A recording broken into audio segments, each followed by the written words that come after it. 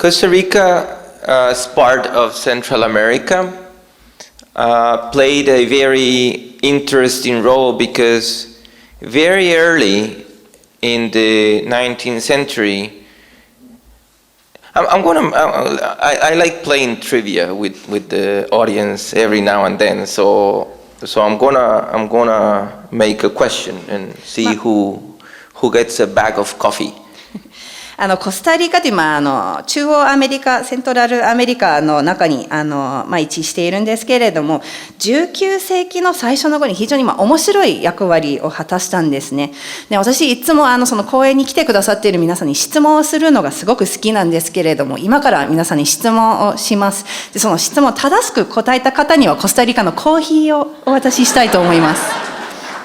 頑張ってね。So, do you know which was the first international tribunal in the world and where was it? 世界で一番早くできた国際裁判所というのはどこでできたのかっていう質問ですけど、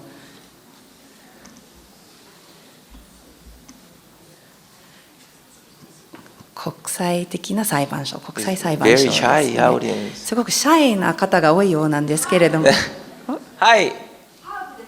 Was it The Hague? No. 違います。Another one. Hi. スイス。ない。違いますね。はいでも簡単でした。Okay. コーヒーバグ。Okay.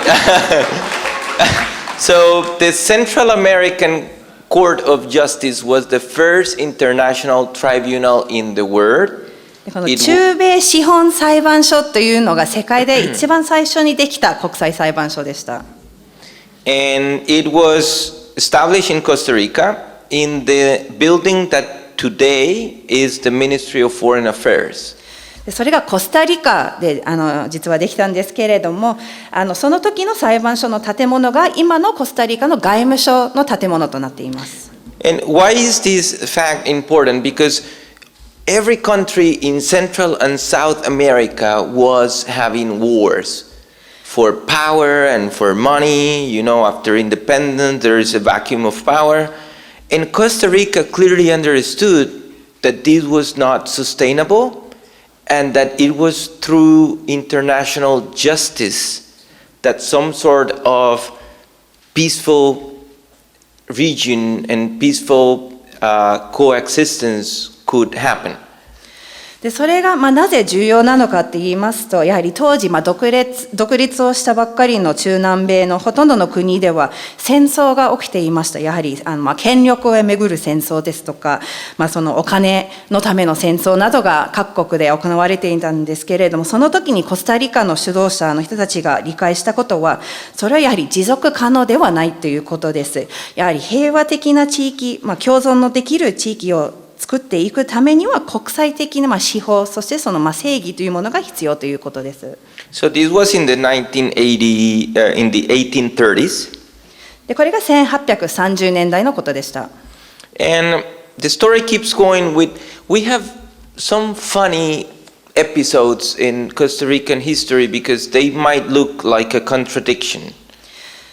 そこから歴史が流れていくんですけれども、コスタリカの歴史を見てみますと、ちょっと矛盾をするような、ちょっと面白いような出来事もありました。So in 1840, we had a coup d'etat. 1840年にクーデターが起きました。And Braulio Carrillo became dictator of the country. でその時にブラウリオ・カリージョという方が独裁的な形でその国の指導者になったわけなんですけれども、But he decides to make a new constitution in 1841. しかし1841年に彼は新しい憲法を作ることを決めました。And this constitution happens to have one of the most advanced human rights chapter in its constitution. It was so advanced that if you read the 1841 Constitution and you read the 1948 Universal Declaration of Human Rights, you will find so many similarities. 彼は独裁者だったわけなんですけれども、彼が作った憲法ということを皮肉なことに人権の部分はすごく進歩的でした。当時本当に世界の中で見ても一番人権について詳しく書かれている憲法だったんですけれども、どこまで本当に進歩的なものだったかと言いますと、例えばその約100年の後にできた1948年の世界人権宣言を見ていてもですね、すごく似たような文章がその2つの文章の中に実はあります。But the guy was a dictator. しかし独裁者だったんですね。And there will be some more episodes like this in Costa Rican history. For instance, in 1871, we had another turmoil and we had a new government. And the president at the time was a military man, General Tomás Guardia. もう一つ、ちょっと不思議なエピソードはですね、その1871年の時でした。で、その時また政治的な不安定がありまして、新しい政権が誕生したんですけれども、その時に大統領になった人が軍の方だったんですね。トーマス・ガルディア将軍という方でした。And the funny thing is that he was a military man, but he understood very clearly the dangers of mixing militia and government. So he himself, as a military man, in the 1871 Constitution, decided to ban the participation of military men into politics, and he subdued the military to civilian power. で彼は軍人だったわけなんですけれども、その軍と政治がミックスすることは非常に危険であるっていうことを彼はよく分かってたんですね。でその時に彼が大統領になった時に1871年に新しい憲法を作った時に政治への軍人の参加を禁止したんですね。自分は軍の人だったにもかかわらず、それを憲法で禁止をしました。そして当時の軍隊をまた市民の町から市民に権限を与えたんです。And also, he, a military man, used to kill people, decided to abolish death penalty.In Costa Rica in the 1871 Constitution. And Costa Rica became the third country in the world to ban death penalty. 彼は軍人として人を殺す仕事をしていたわけなんですけれども、その新しい憲法の中で死刑も禁止しました、廃止しました。軍人としてだったんですけれども、それにもかかわらず死刑を廃止し、でそれが当時の世界で3番目の国でした。1871年に死刑をなくしました。Anybody knows which were the first two countries to abolish that penalty? では1カ国目と2カ国目はどこだったんでしょうか。 I have more coffee. コーヒーまだありますよ、皆さん。Not England. English ない。I'll give you a hint. じゃあヒント。One is in Europe.And is very small. The other one is in South America. じゃあヒント。一つはヨーロッパの中のすごく小さな国です。そして二つ目はラテンアメリカの国です。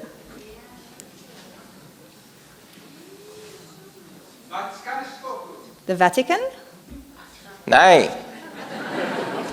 No, the Vatican, in fact, was created much later as a state. バチカンが国家としてできたのはさらに後だったんですね。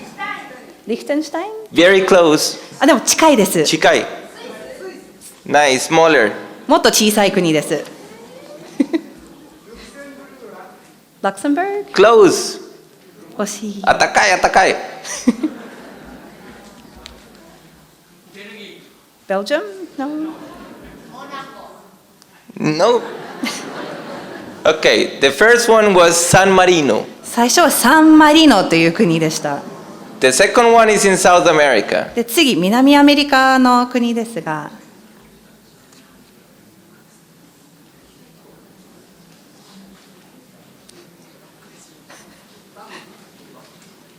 South America?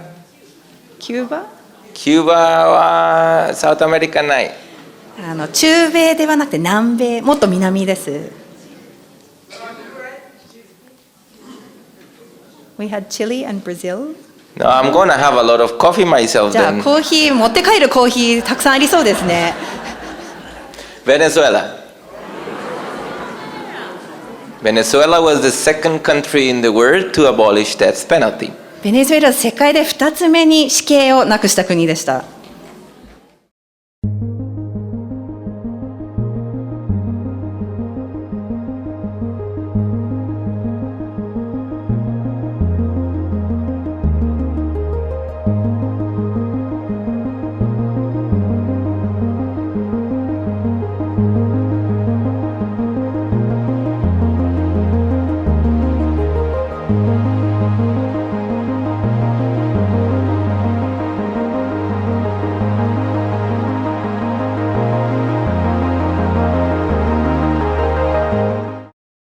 Things kept going in the country very easily. We didn't have many problems. We began building a stable democracy until 1948. でその後ですね、歴史非常に、うまく、安定して多くの問題もなく歴史は進んでいったわけです。非常に安定した民主主義国家として1948年まで来ました。So what happened in 1948 is that we had elections, and the elections would be run by the Congress. So the the new Congress will be elected and they will take charge in their positions, and the new Congress would appoint the new president. What happened was that the new Congress didn't like the president that won the election, so they decided to not recognize the result of the election. 1948年に選挙があったんですけれども、コスタリカの当時の選挙というのは国会が実施をするものでした。で、選挙があって、その新しい政府がそれぞれの立場に任命されて、それで大統領になる人はその国会が選ぶっていう流れになっていたんですけれども、その時に起きたことは、その新しくできた国家は一番選挙で選ばれた人は良くないというふうにその国会の方で決めて、違う人を大統領にしようとしたんですね。選ばれた人を認めないっていうふうに宣言しました。So this was the situation that gave the beginning to the third civil revolution in Costa Rica, the third and last one. その状況、その選挙の、違反というものがコスタリカで起きた3回目の、市民による革命の、きっかけとなりました。そして最後の革命となりました。So this revolution was to keep democracy alive. I mean, it was a revolution different from other revolutions in Latin America because what we wanted was the will of the people to be respected as it was showed in the election. その時の革命というのは、民主主義を生かすための革命だったんですね。民主主義を守るための革命です。で、当時もラテンアメリカの他の国でも革命が、起きていたんですけれども、それと全然違うものとして、やはり人々の選挙による意思を守るため、尊敬をするための革命でした。So in a unprecedented scenario, the war came to an end after about a month with an agreement between the church, the Communist Party, and the revolutionary faction. その時本当に前例はなかったんですけれども、約1ヶ月の内戦が終わりまして、そして教会、共産党、そして革命を起こしていたその3者の中で合意がなされました。So what made the agreement possible was that they all agreed to keep, promote, and improve the human rights chapter in the Constitution. でその時に合意された協定の中身というのはですね、その3者がコスタリカの憲法で定められている人権を守る、そしてそれを今後も良くしていくということに合意したんですね。And the funny thing is that normally the church and the communists don't mix together. 通常でしたら、教会と共産党が一緒にそういう合意をするというのは本当に前例のなかったことでした。So immediately after the revolution in December 1st of 1948, the new Congress decided to abolish the military in Costa Rica for good. でそして1948年にその革命が起き、そしてその年の12月1日にその直後にその新しく立ち上がった議会は永久的に軍隊を廃止するということを決めました。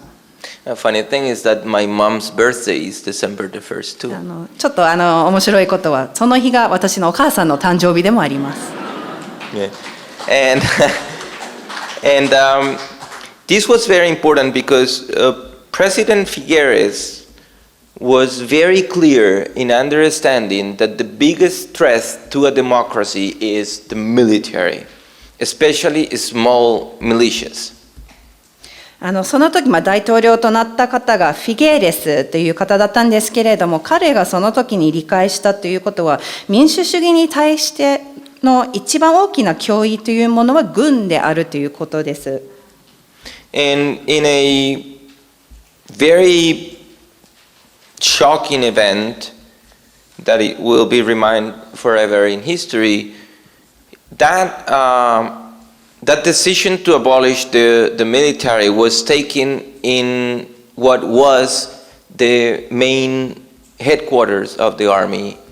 So President Figueres took a big hammer and he smashed it against one of the walls of the headquarters and turned it into a museum so kids would learn about war and never wage it.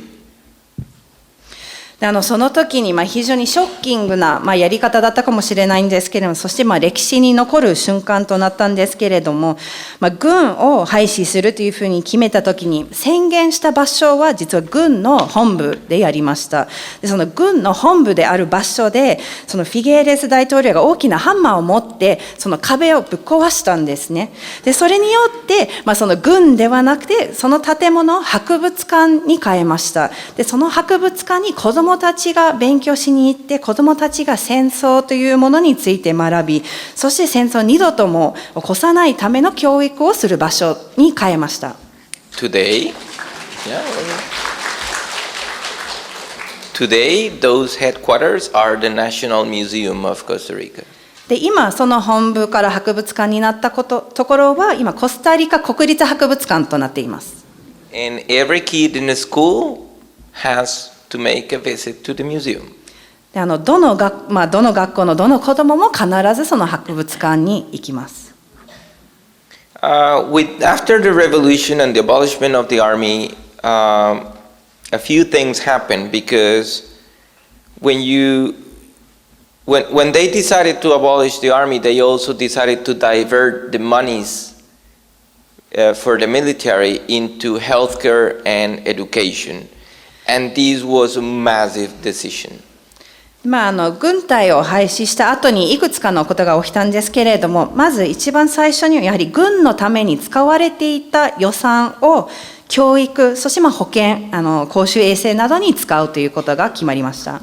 Yeah, because as Latin American indexes were going really slow, Costa Rican indexes of human development just soared. その人間の開発のさまざまな数値などを見てみますと、ラテンアメリカは全体的に非常に問題のある、あまり成長しないような状況だったにもかかわらず、コスタリカはものすごくその辺が発展していたんですね。This also helped put the money in the right place. You know, Costa Rica is a very small country. We don't have much money. We don't have mineral resources. We have trees and monkeys and birds, a few turtles. でその時にやはりそれを決めたことによってその予算を正しいところで使うことができたんですね。コスタリカはものすごい小さな国で、大きい国家予算も持っていないですし、鉱物などという資源も持っていません。コスタリカにあるのは木ですとか山ですとか、野鳥とか、あと亀がちょっといるぐらいという状況です。猿もいっぱい、猿いっぱい、スロットいっぱい。あと怠け者もたくさんいます、ね。怠け者いっぱい。でも友達は怠け者、ちょっとなんか。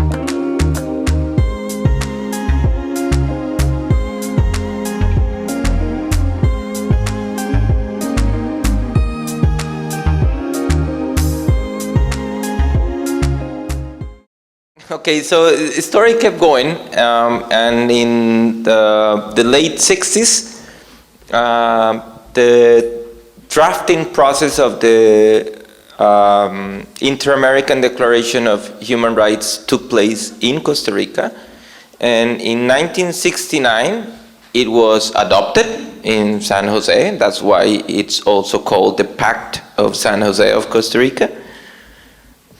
でその時もいくつかの出来事がそのまま進んでいたんですけれども、次に1960年代には中南米全体の人権に関する条約というものができたんですね。でそれその条約ができたのもコスタリカの中だったので、サンホゼの条約というふうにも呼ばれています。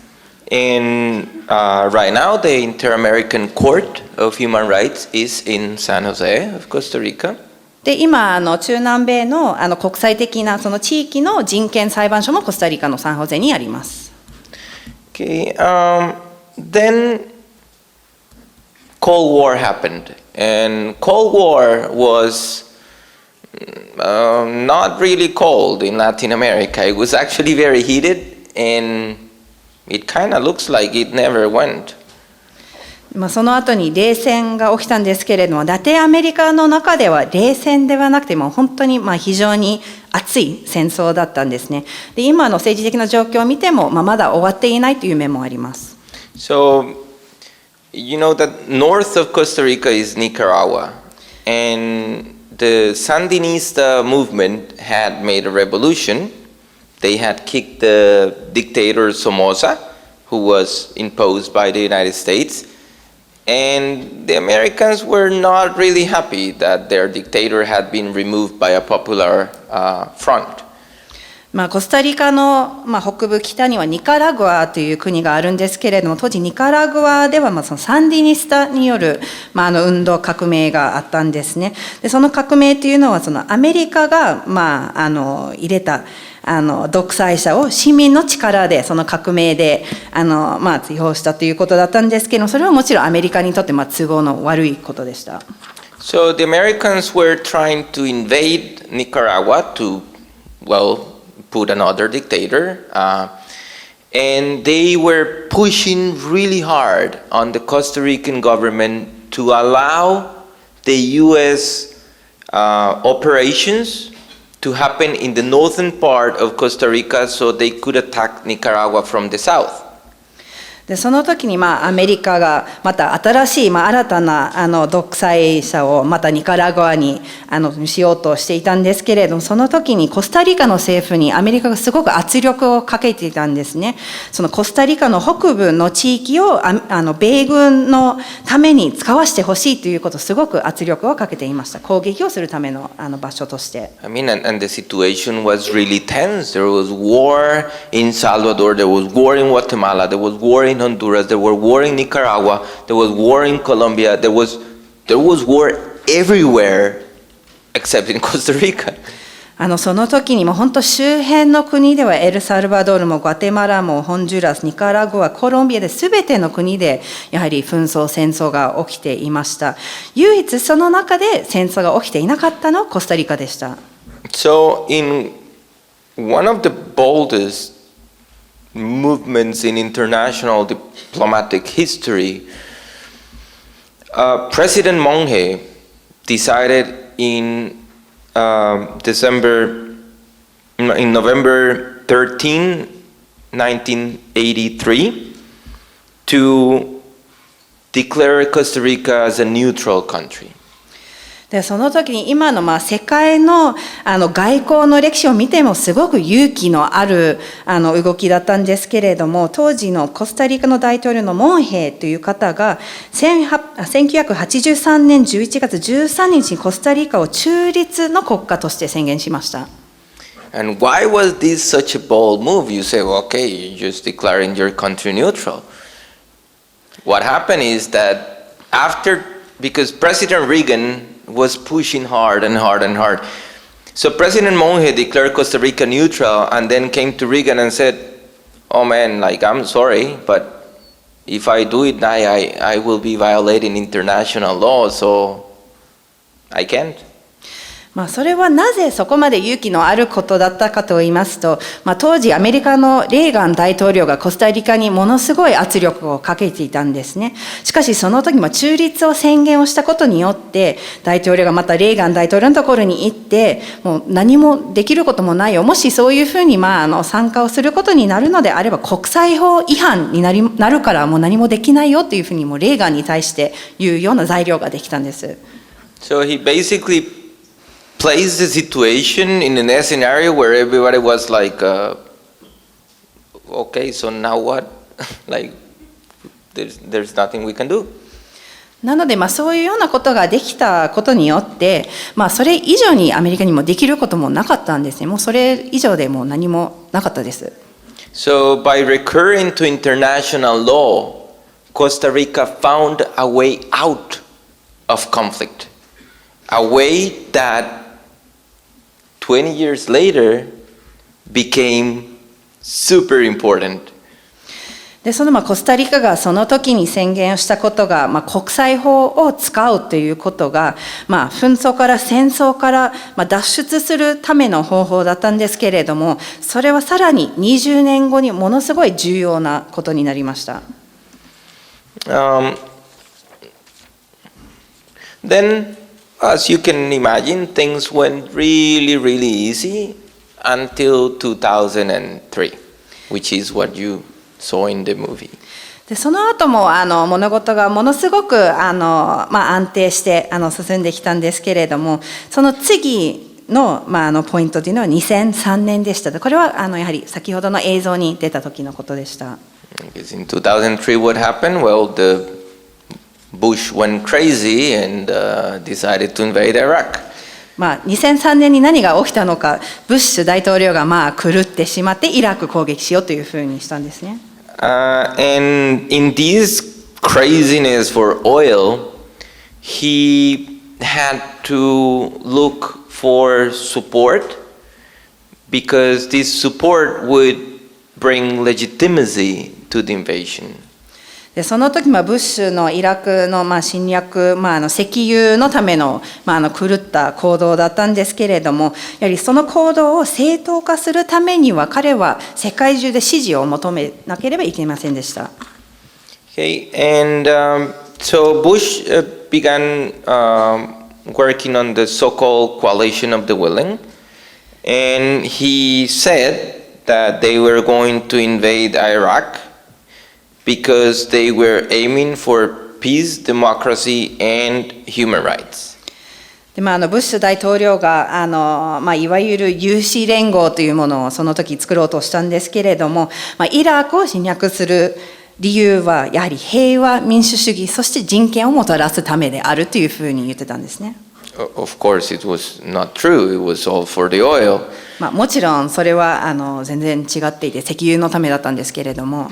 So, in order to gain legitimacy, they built a group of countries that would present the war as valid, and they push really hard to get Costa Rica into the coalition. その時にその正当化を得るために国々のグループを連合を作ろうとしていたんですけれども、これは正しい戦争であるというふうに見せつけるためのものだったんですけれども、その時もコスタリカにも参加させるための圧力がありました。And you might think, why was it so important to have Costa Rica in a military coalition if Costa Rica doesn't even have an army? Well, it happens that we do have peace, democracy, and human rights.And that's where the Costa Rican role became important for the coalition of the willing. コスタリカは軍隊も持たない国だったら、こういった軍事行動に参加してもらうことはなぜ重要なのかということ、疑問に思う方もいるかもしれないんですけれども、まさにコスタリカは平和、民主主義、そして人権を持つ国だからこそ、それが重要というふうに見られていたんですね。So the support of Costa Rica was clearly not military but political and moral.Although the war was very much immoral. コスタリカの支持を得ようとしていたというのは軍事的な理由からではなくて政治的、そして道徳という理由からを求めていたんですね。もちろんその戦争というのも道徳などに反するものではあったんですが。So President Pacheco on the night of March 19th, もしもしSo when the war began in Iraq, President Pacheco decided to support the coalition of the willing, right at the moment, at the beginning of the invasion. でそのイラク戦争が3月19日に始まったわけなんですけれども、まさにその瞬間に当時のコスタリカの大統領がその連合に参加するっていうふうに決めたんですね。And it was crazy, like, I mean, the whole idea that we Costa Ricans were going to be part of a war was just, I mean, the whole idea wouldn't fit in our minds. 99% of the population rejected the decision of the president. でも本当にそれもコスタリカがそういった戦争に参加するなんてっていうのも本当に考えられないことだったんですね。もう本当にクレイジーなことで、コスタリカの市民の頭の中にも本当にどうしても理解もできないようなことでした。99% の市民はその時の決定に反対をしていました。And up to now, you have heard a lot of governmental and political decisions.From the authorities in order to build this peaceful path.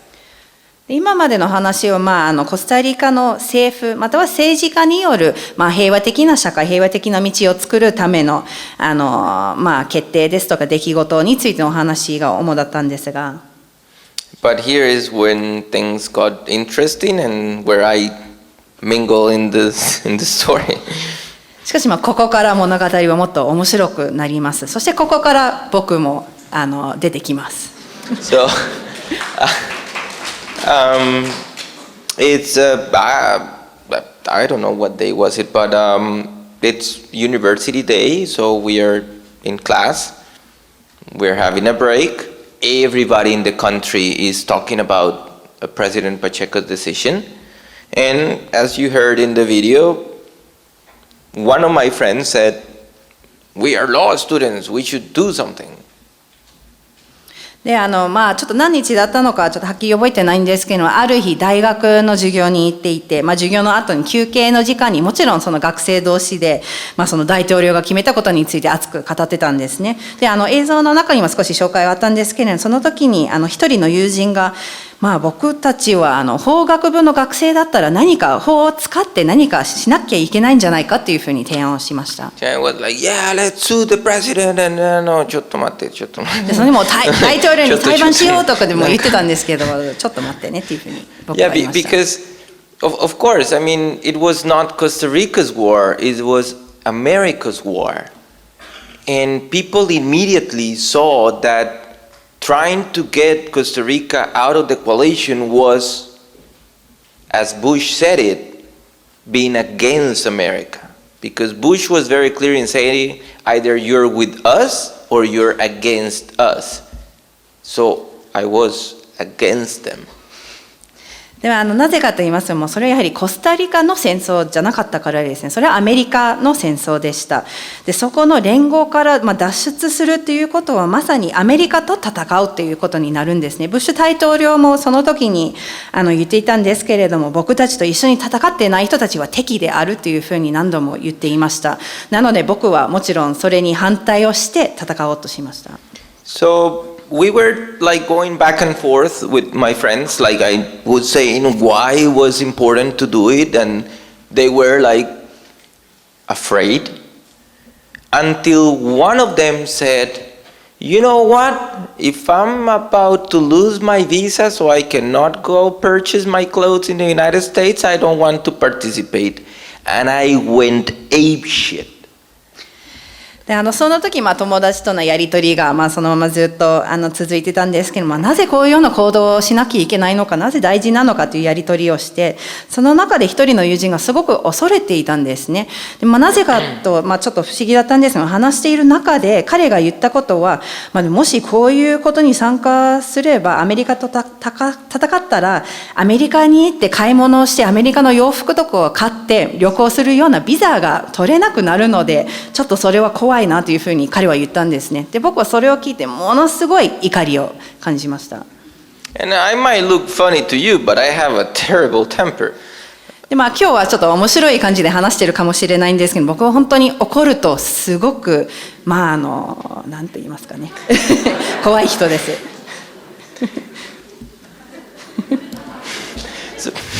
So, I mean, I was so upset. I was so really pissed that 22-year-old, third-year law student, I didn't know nothing about international law, but I was so upset and I was so convinced that suing the president was the right thing to do that I went to my house, wrote the suit, and submitted it before the Supreme Court. その時も本当に怒ったんですね、僕は。で、ただの22歳の、法学部3年生の大学生だったんですけれども、国際法についてもまだ完全に無知でした。何もまだ知らなかったんですが、あんまりにももう怒りを感じていて、もう大統領に訴訟するしかないっていうふうに確信していたので、その時にもうすぐに家に帰って、その訴訟の文書を書いて、もうすぐに最高裁判所に提出しました。And well, the next months were funny. 次の数ヶ月はすごく不思議な出来事がたくさんあったんですが、You can imagine some people reacted, but also every single professor at university told me that I was totally crazy and that I was going to lose the case. さまざまな反応がもちろんあったんですけれども、皆さんも想像できるかと思いますが、大学の教授も全員も一致して、こんなことやるのも本当に狂ってるよ、もう絶対勝つことは絶対ありえないよというふうに、どの先生も僕に言ってたんですね。But there was one professor, Professor Vargas, who passed away about 5 years ago, that he said, you might be crazy, but you might also win the case. その時たった一人の先生がですね、バルガスさんというカルロス・バルガスさんという弁護士で、残念ながら5年ほど前に亡くなられたんですけれども、あなたはクレイジーかもしれないんだけれども、それと同時に勝つこともあるかもしれないよというふうに僕に言ってくれたんですね。And to my surprise, in September 2004, the Supreme Court ruled that the support to the war was against the Constitution, but not just against the Constitution, that the support to the war was against Costa Rican history and tradition. で僕自身も非常に驚いたんですけれども、2004年の9月に最高裁判所が、その判決を出したんですけれども、コスタリカの戦争への支持、戦争への加担というのは憲法違反であるというふうに判決を出ました。そして憲法違反だけではなくて、コスタリカの歴史、そして伝統にも反するものであるというふうに明確に書いてありました。Now, the interesting part of this story is how it was done. Because I basically went to the court and I told them the same story that I just told you. And I said, this is us. This is our country and this is our identity, our national identity. So if we give this up, then what's left?ここが非常に重要なポイントなんですけれども、一番大事なポイントはこれ、どうやってこれを成功させたっていうポイントですね。で、実際僕が裁判所に行って話したことは、今日皆さんにお話しした内容とほとんど一緒でした。コスタリカの歴史の物語を伝えたんですね。これは我々の国である。これは我々の国としてのアイデンティティでもある。もしこれがなくなったら何が残るんでしょうか。コスタリカというのは一体何でしょうかということを訴えました。Of course, I also pointed that we have a constitution that abolishes the army, and that this is a clear sign that we reject wars as a way to resolve international disputes.もちろんそれと同時にですね、コスタリカの憲法では軍隊を廃止しているということは、戦争そのものも拒否していること、戦争を国際的な紛争などを解決するための手段としても拒否するということも、もちろん裁判所の中では訴えました。Now, I did try to argue before the Supreme Court that we had built through history a right to peace. The court didn't buy it at the moment. The court did recognize that peace was legally important. It was a parameter of constitutionality, but it was not a right. その時にもう一つ僕が訴えたことは平和への人権ということでした。その時はまだ平和への人権、平和の人権ということはまだ裁判所の中では残念ながら認めてもらえませんでしたが、平和というのは法的にも大事であるということは裁判の中で認められました。そして憲法の中でも重要な部分でもあるということは判決の中にはありました。Now, in 2006, I moved to Japan, work with Peace Boat. Lovely experience, fantastic. でその後2006年に僕は日本に引っ越してきました。で日本の NGO のピースボートで働くことになったんですけれども、その後に日本で非常に素晴らしい経験をさせていただきました。And while I was here in Japan, President Arias, the guy who you saw in the movie talking about peace and his Nobel Prize, he decided that it would be a fantastic idea if Costa Rica began building nuclear weapons.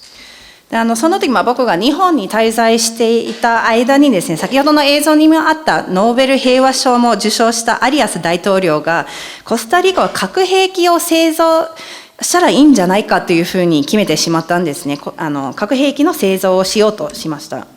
I was still a student because I had finished my curricula, but I haven't wrote my thesis. And I got the news. I wrote the suit. I flew to Costa Rica, filed the suit, and flew back to Japan because Japanese schedule is very tight. でその時僕はコスタリカの大学の授業の方は終わったんですが、まだ論文を書いていたのでまだ学生の身でした。で日本にいながらそのニュースを知って、それでコスタリカに戻ってもう一回裁判の文書を書いてまた大統領の裁判をするっていうふうに決めたんですね。その時日本のスケジュールは非常にパツパツで日本的なスケジュールだったのですぐにまた出した後に日本に戻ってきたんですけど。Yeah, so again I submitted to the court the argument that we are a peaceful country, we are against the war, and we cannot engage in any activity that is promoting war. I insisted in the argument of history as a legal ground, but now I had a legal precedent to add to that history. So it's kind of life gave me a second chance. でその時その裁判を提出したわけなんですけど、その中で僕が訴えたことはまた同じようにコスタリカは平和な国である、そして戦争に反対している国である。なので戦争などに加担するような活動を必ず参加すべきではない、加担すべきではないということを裁判の中で訴えたんですけれども、その時に以前の裁判のことがまた前例となって非常により強い議論ができたんですね。でその時はある意味で僕にとってのセカンドチャンスとなりました。I was still 55 kilo. その時もまだ55キロでした。Right now I'm a little bit chubby. I'm 58 kilo. 今ちょっとだけそこから増えて今58ぐらいにちょっとなってしまったんですが。Now this time, I fully won the case. I got a constitutional prohibition not only on nuclear weapons, but on any activity that its main purpose is war. I got a ban on nuclear weapons, and I did get the recognition by the Supreme Court of peace is a fundamental right within the Costa Rican Constitution. その時にこの次の裁判では完全に勝利をしました。すべての点について勝利をしたんですけれども、その中でコスタリカの憲法っていうのは核兵器もあらゆる戦争を主な目的とするものがすべて禁止されているということが明確にその判決の中に認められました。そしてそれだけではなく核兵器そのものを禁止するということ。そして次に以前まだ認めてもらえなかった平和への人権。平和というものは基本的な人権であるということが憲法の裁判所の中でも認めてもらいました。Now,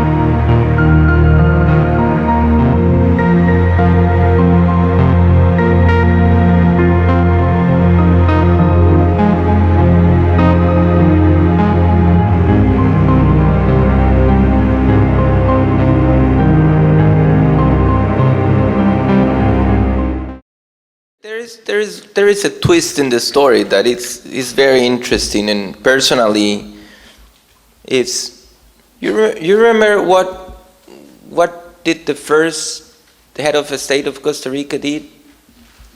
その後にちょっと一つ面白いことがあったんですけれども、また質問です。コスタリカの一番最初の大統領がしたこと皆さん覚えていらっしゃいますか？ What was he? 彼はどんな職業の方だったんでしたっけ？ A teacher? Yeah. And I'm a lawyer. 私は弁護士です。でも私のお母さん何ですか？ I don't know if you said that. My mom is a school teacher. I don't think you said that yet. No, I talked about her birthday. I don't think you said she's a teacher. I said that? I don't think so. I haven't. Yeah, exactly. Yeah. Yeah, that's what I'm Yeah. saying. Yeah. Okay. So the funny thing in the story is that my mother is a elementary school teacher. 先ほど僕のお母さんの誕生日の話はあったんですけれども、お母さんの職業っていうのは小学校の先生でした。And that's the story. なのでもう本当に最初の大統領も学校の先生、そして僕のお母さんも同じ立場ですね。That's why education is so important, and that's why teachers are the basic stone on the construction of a peaceful society.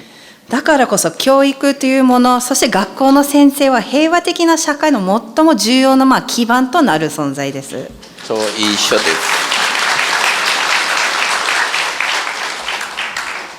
So, I mean, it's not a miracle. なので奇跡ではないですね。It's just the result of actions taken within time with the intention of being free.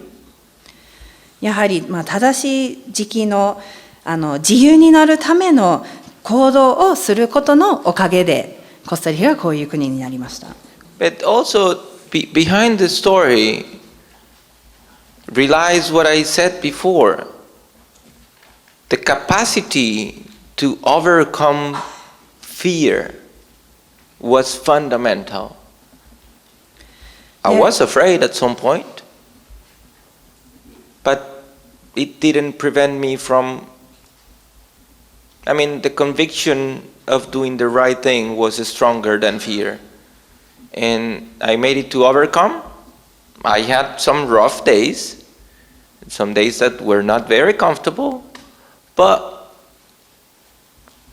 I mean, sometimes there is a price to pay. So you gotta balance. Do you want to live free and peaceful, or do you want to live oppressed and fearful?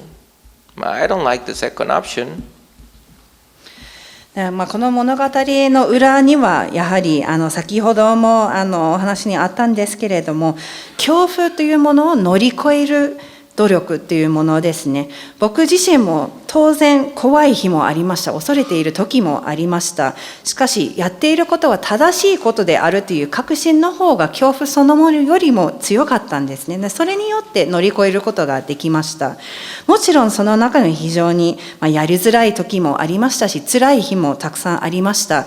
しかし私たちが望んでいることを作ろうとしている社会というのは自由で平和的な世界であるのか、もしくは恐怖の中で抑圧された人生を送ることなのか、僕自身はこの2つ目の方は望みたくないですね。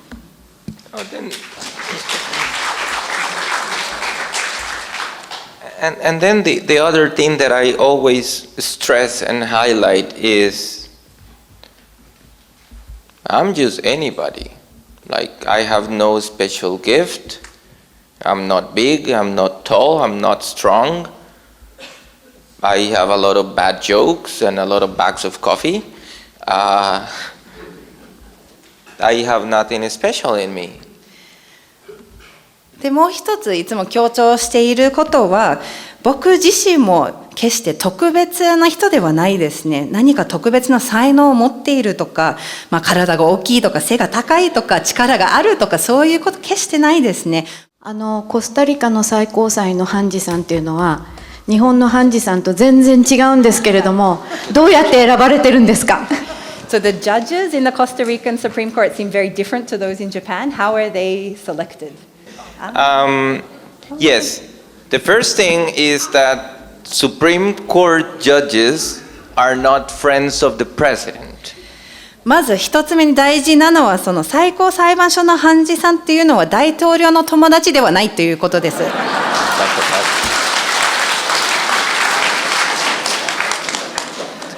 The second thing is that Supreme Court judges are lawyers, so they kind of know about the law. But Abe's friends are anything but lawyers. でそして2つ目に重要なのは、最高裁判所の判事になる方は全て弁護士さんなんですね。なので法律について非常に詳しいんです。しかし安倍さんのお友達はそうじゃない、もう法律以外からの分野の人たちばっかりですよね。So I think that more important than how they are elected is the capacities of the people who is being elected. Of course, the system here in Japan is very much rotten.Because there is not really justice at the higher level. In any case, to answer the question, the Supreme Court justices are elected by the Congress. The Congress? Yeah. で簡単な答えをお伝えしますと、国会によって選ばれている判事さんになっているんですけれども、その手段とかどうやって選ばれているのかというよりも、その選ばれた人たちにどういった能力があるのかということが重要ではないかと思います。で、残念ながら日本の、司法制度の中には非常にたくさんの問題があって、その高いレベルになりますと、日本の中では本当の意味の正義というのもないというふうに僕は見ています。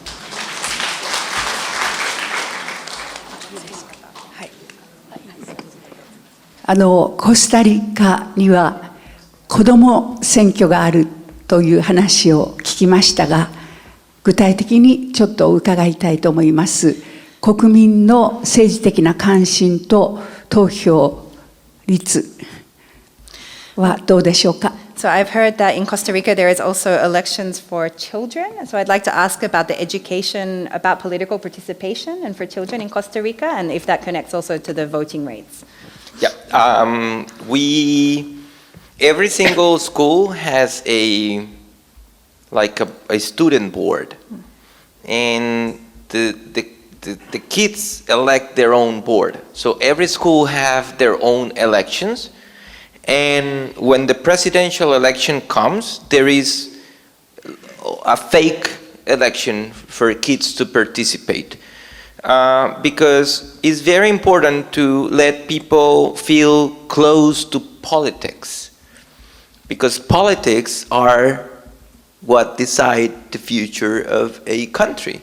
So to me it's very strange here in Japan because there is absolutely no relationship between the people and the government.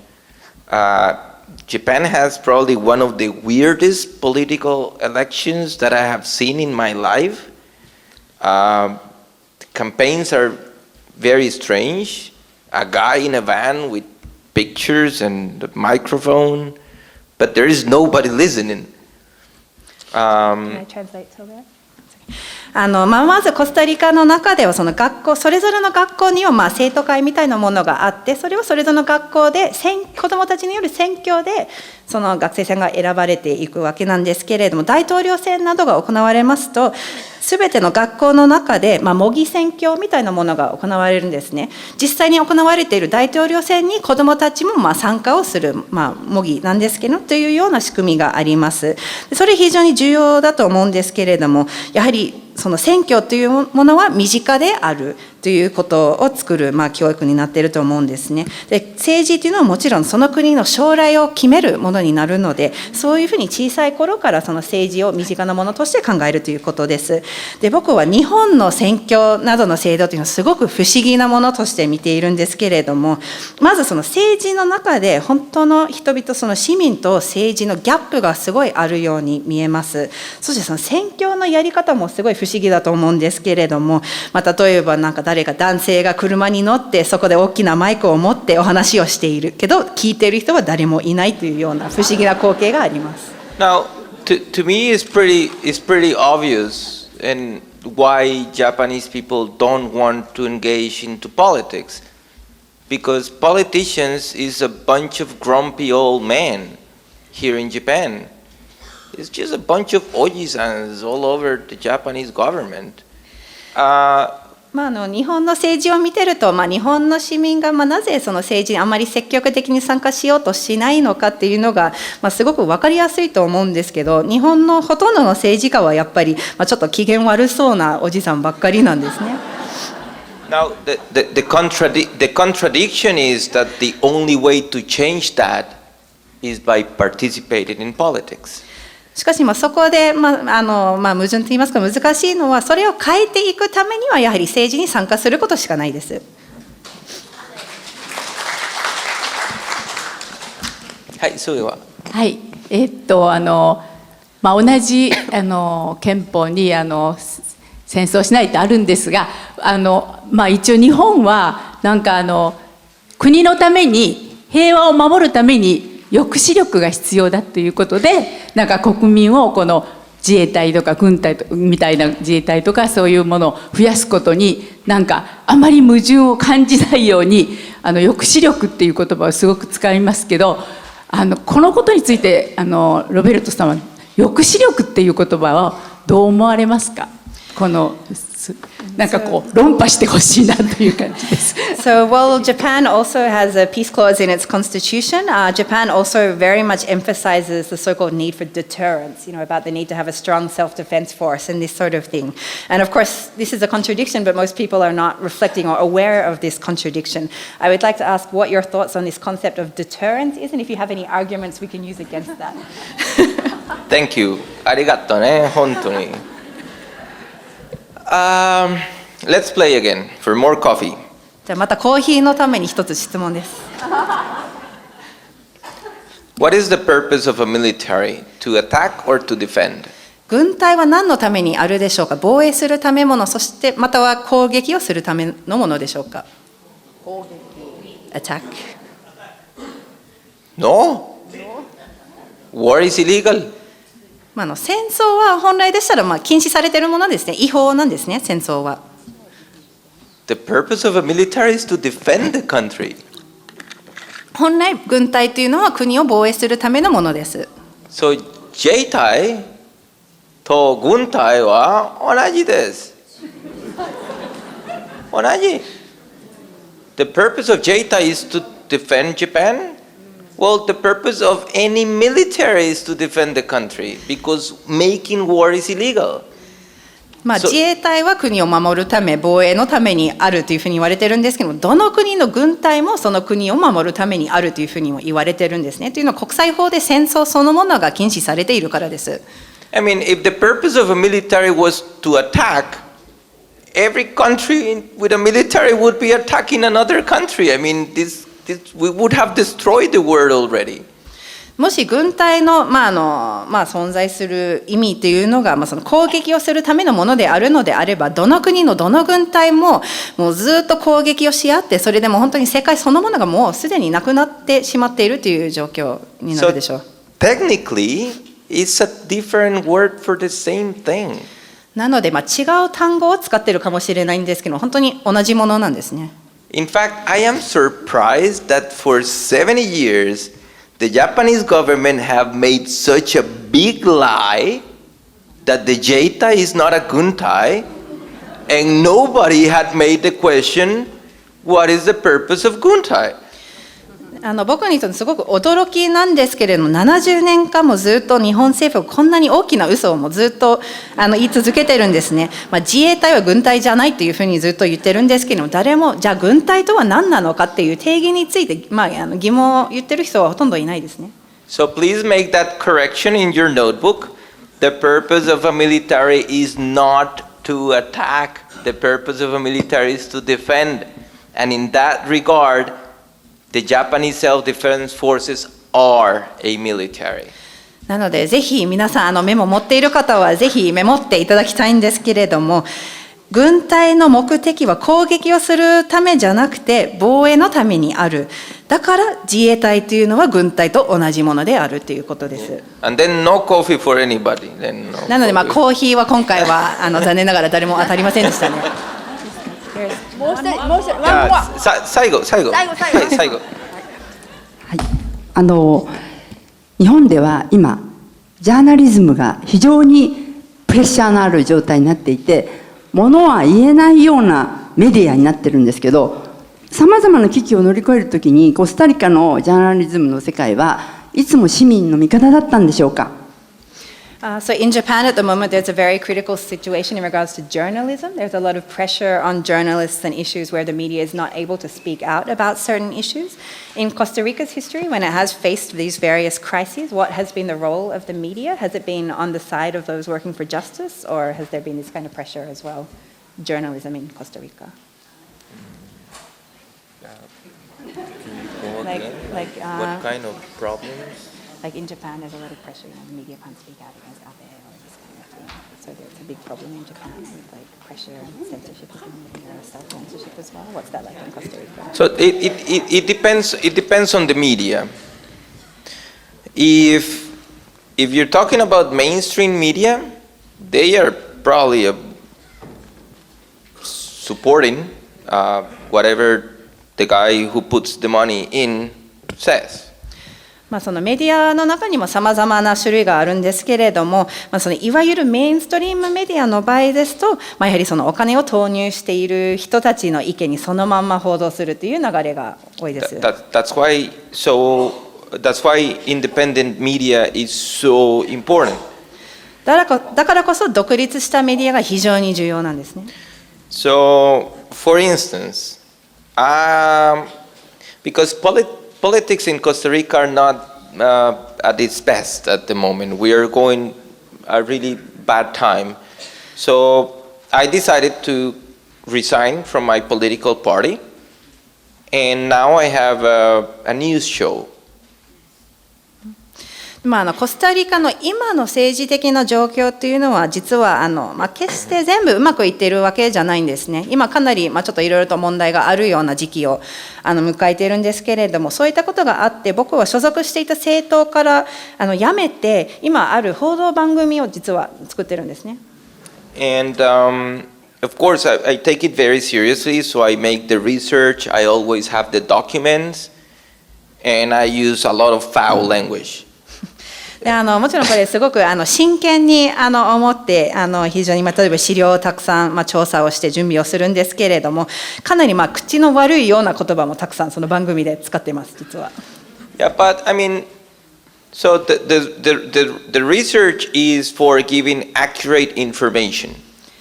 しかしそのリサーチというのはやはり正しい情報を伝えるためのものであって。So I have already made 3 investigations that have politicians in the courts. They are being investigated now. There are 3 trials for corruption that I have uncovered.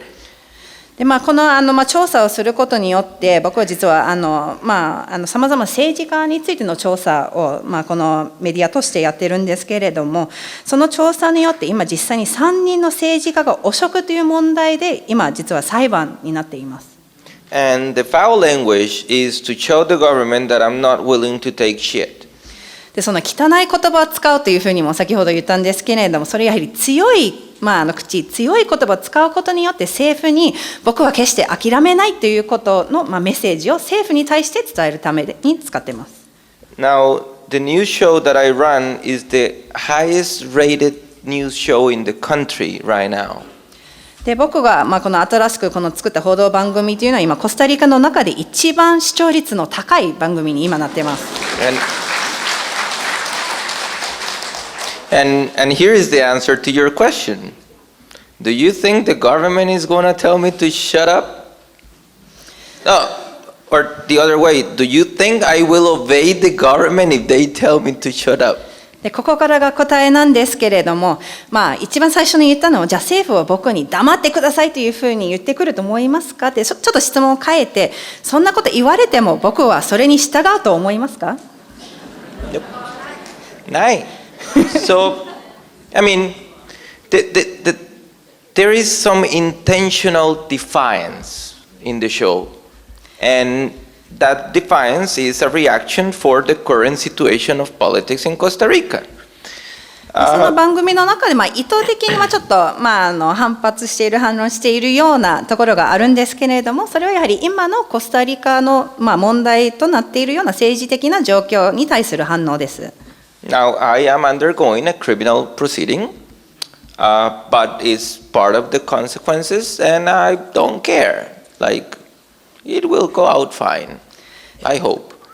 でその中で実際ある政治家に対しての問題で、今僕は刑事裁判で今実は告発されていることも実はあるんですけれども、それでもまだ恐れずにですね、決して諦めることもなく、絶対勝つでしょというふうに信じて確信を持って活動しています。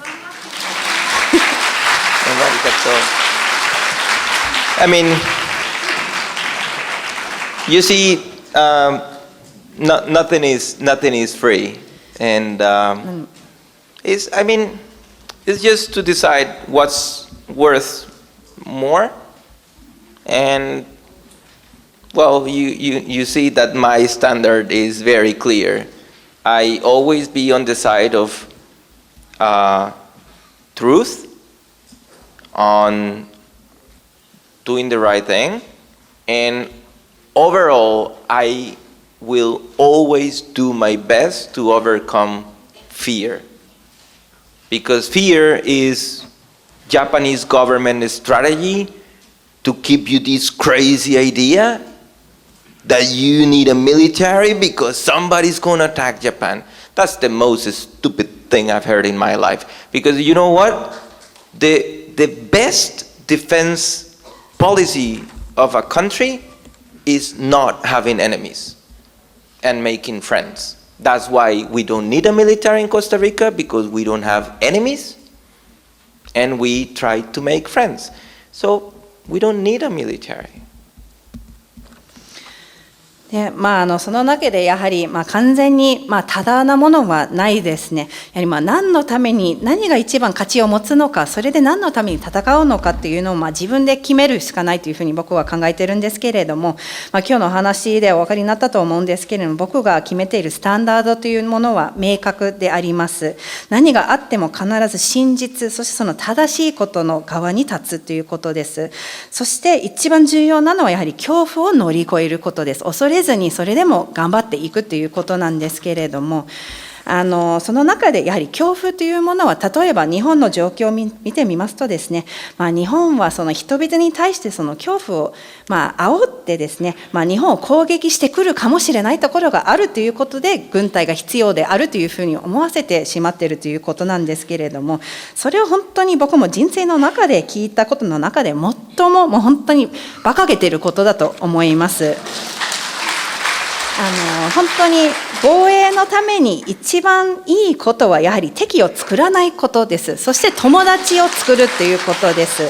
でコスタリカがここまで軍隊もなくやってこれたことも、やはり敵を作らずにですね、なるべく友達を作る努力をするということがコスタリカの、一番重要なポイントです。